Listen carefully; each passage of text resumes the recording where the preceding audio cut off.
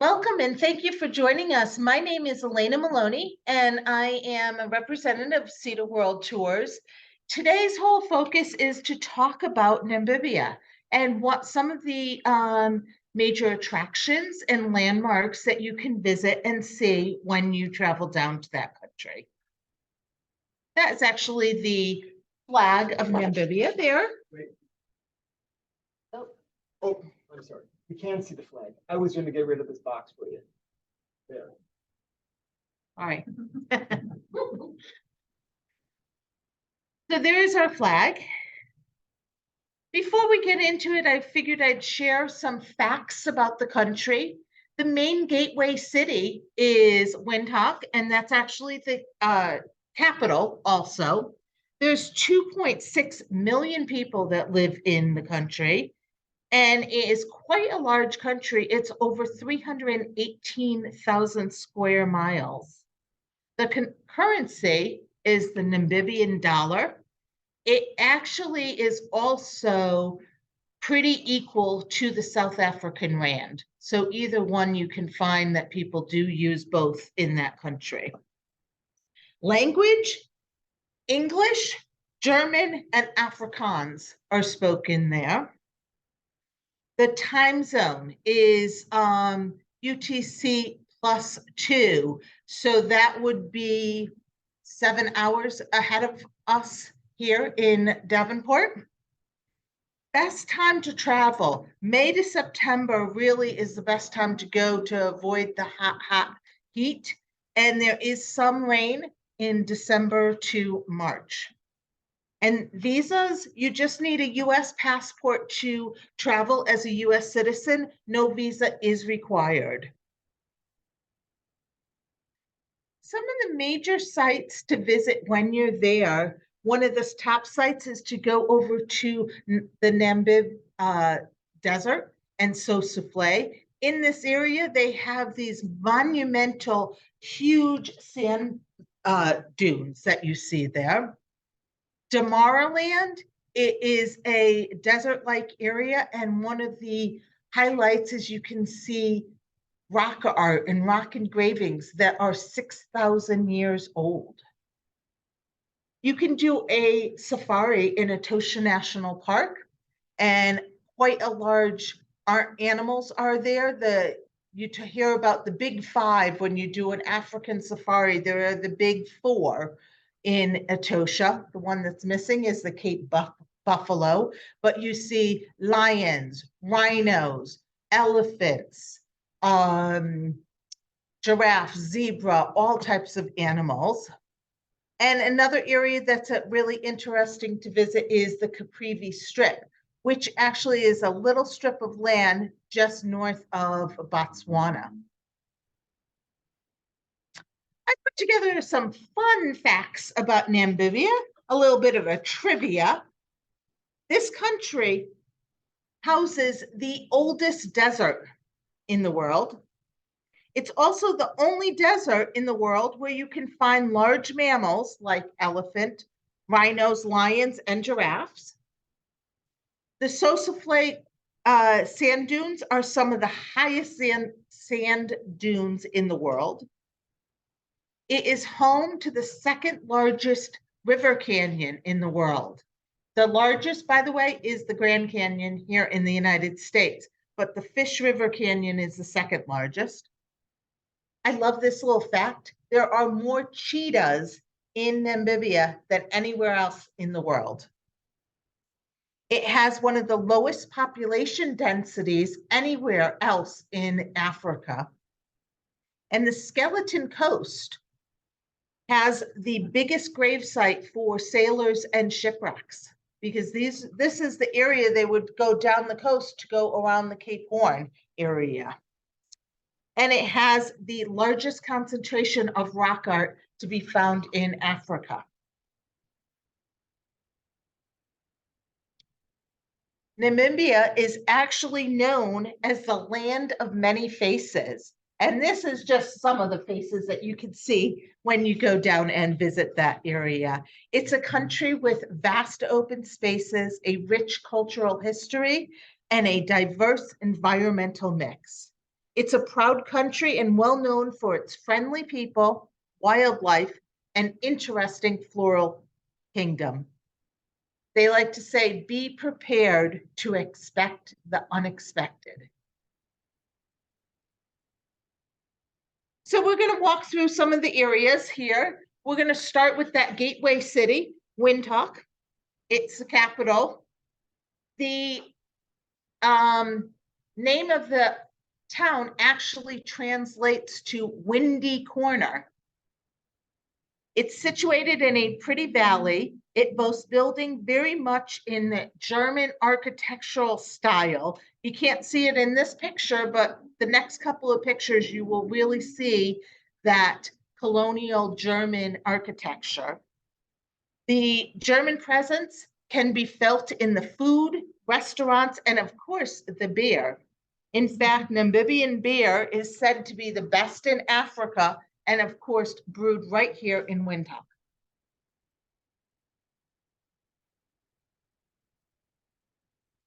So here's an example of one of those colonial buildings, the railway station. It houses a small museum with a collection of railway related items and photo archives. And this is probably the most well-known landmark in the capital. This is the Christus Kirche. I apologize, my German is not as good. Thank you. It's an interesting looking church. It looks more like a gingerbread house to me than a church. It's right there in the center of town that you can visit. There is a park right in the middle of town called the Zoo Park, and this is very popular with all the workers that work in the office buildings around there. Will go out for lunch. Of course, the children's playground. And also there is the Goethe Institute, which you can find these institutes worldwide. They encourage, teach German language and encourage international cultural exchange.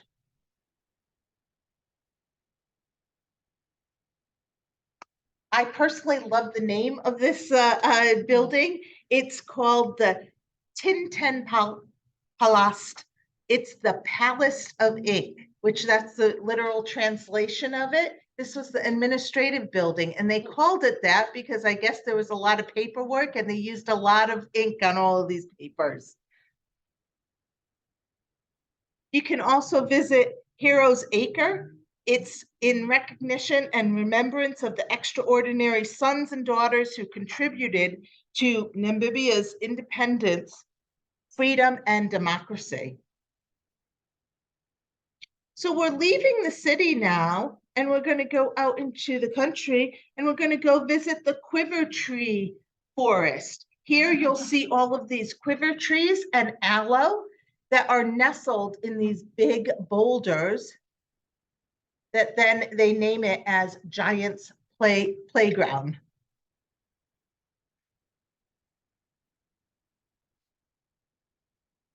We then continue on to Kitmanshoop, and there is the German monument, or the Eagle Monument as it's called, that commemorates the German soldiers who were killed in all of the different wars. Outside of this town, we probably won't do it on the German Heritage Tour, but one of the top sites to visit when you go down to Namibia is this Fish River Canyon. As I said, it's the second largest canyon in the world. I like this picture because it does really show how that river carved all the rocks. Another area to visit is Ouse.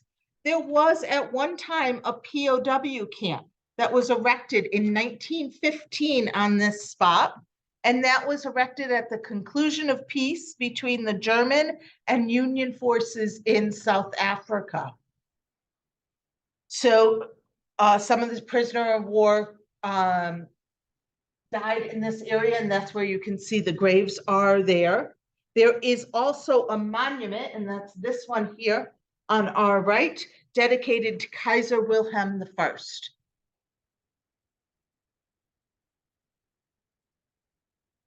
I bet you never realized that there are horses, desert horses in Namibia. They are a herd of feral desert horses, and they actually don't know how the horses actually started or what created this herd. But it is interesting. You take a horse that's bred here in the United States, they would not survive in these desert conditions. But these feral horses have adapted to their environment and they survive.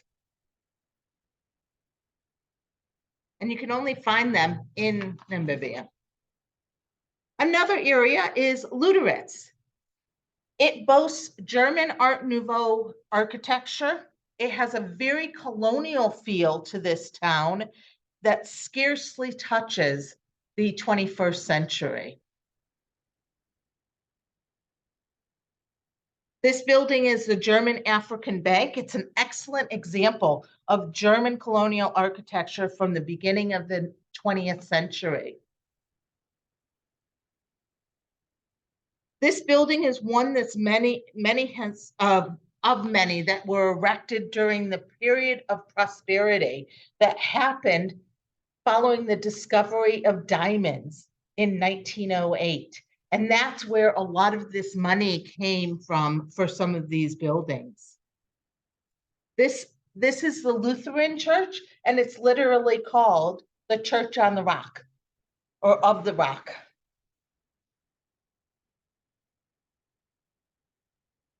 This is the Gurka house.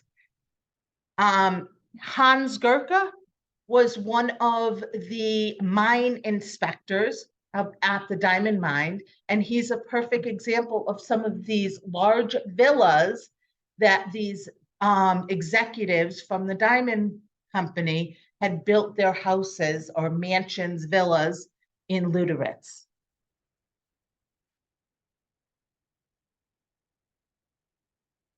And there is a small museum here in this town, and it is aimed at the German people coming in because all the placards explaining all the exhibits are in German. Next up, we're going to take a little journey through the ghost town. This is Coleman's Coop. It is a true ghost town. So in April 1908, someone found a shiny rock and picked it up, and that was the start of the diamond rush in this area. And this is where quite a few diamonds, many diamonds were Mined, and it became this town that prospered. It was once a decadent and opulent town. By 1956, it was deserted, completely deserted. So within 40 years, it was born, flourished, and completely died. And you can actually go through and see these buildings just completely empty with sand going through it. Quite a fascinating history. Also in Luderitz, you can go over to where the original Diaz Cross and the lighthouse is. Back in 1488, a cross was erected by Bartholomew Diaz when he sailed into the Bay Area here. The interesting fact about this history is that this cross made it on quite a few maps for these ships that were going around the Cape of Good Hope. They used that bay as a point of a location point. So obviously that's not the original cross. That has completely been destroyed, and a new stone cross has been put up in that place.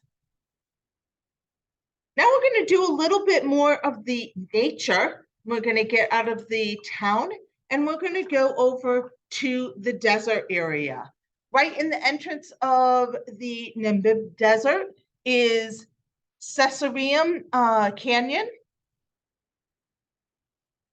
And then we get over and see where the massive sand dunes are. Personally, I love this picture here. To give you an idea, these trees are normal sized trees. So you think of a big mighty tree and how large and tall they are. You look at this tree and then look at the size of that sand dune. It is quite massive.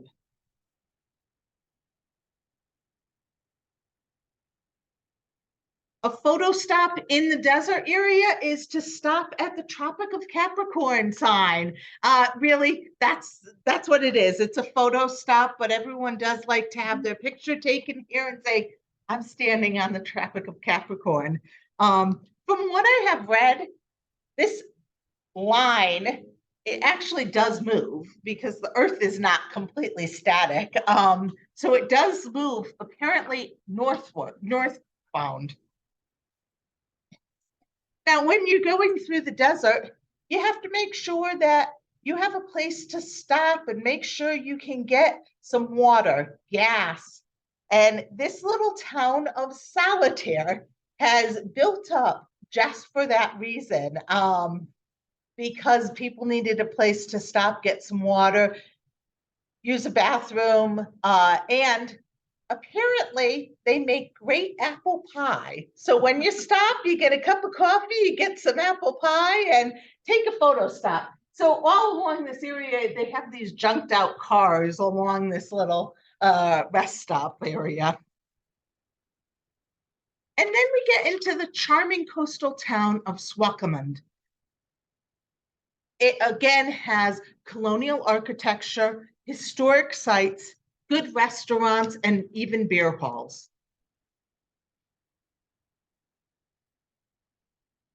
This building here was originally constructed as a military hospital in 1902. In present day, it operates as a hotel. And that is all along the oceanfront promenade area. I like this picture because it really can show you the whole town looking from across the water. And you see the jetty and the lighthouse there. And right next to the lighthouse is the museum. It's located right there at the base of the lighthouse.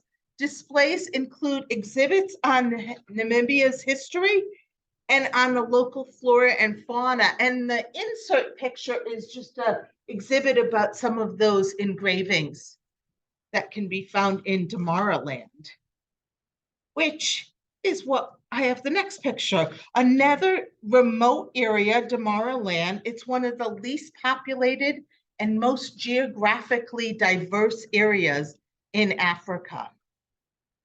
And one of the top sites is these rock engravings the Bushmen have put there over 6,000 years ago. There are some 2,500 pictures on the rocks in this area. And this little plant, it is the oldest living desert plant on the Earth. Also in the remote area, you can go and stop by the petrified forest. 280 million years ago, some trees fell down and they have petrified and turned into stone in this area. And you could still see those trees today. And our last area that we're going to be visiting is our safari area, Etosha National Park. As I said, it is a wonderful area to see some of these big game animals. It is known as one of the great wildlife viewing parks. Unlike other parks throughout Africa, in Kenya, South Africa, Botswana, you can go out on a safari vehicle and you can drive for a couple of hours looking for certain animals.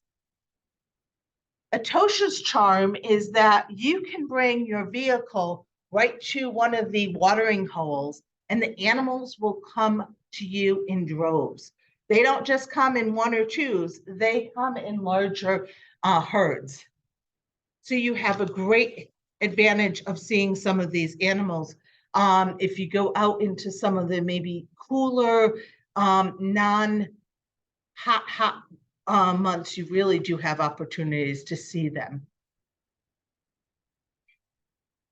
And that's a quick overview of everything about Namibia. Thank you for giving me time today. Yes. When did German people immigrate to that part? Off the top of my head, I don't know the answer. Corey, do you know exactly? Yeah. That's what I was thinking. It was the 18. Corey,